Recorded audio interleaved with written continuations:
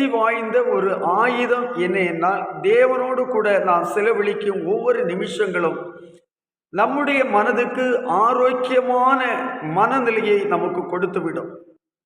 இன்றைக்கு குடும்ப வாழ்க்கையில கூட ஒரு மனிதன் எதெதுக்கோ பல மணி நேரங்களை செலவழித்து விடுகிறார்கள்.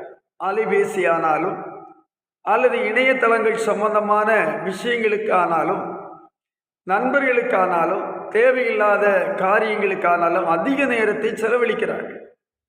இதனால் அவர்கள் மன அழுத்தம் இல்லாமல் வாழ முடியாது.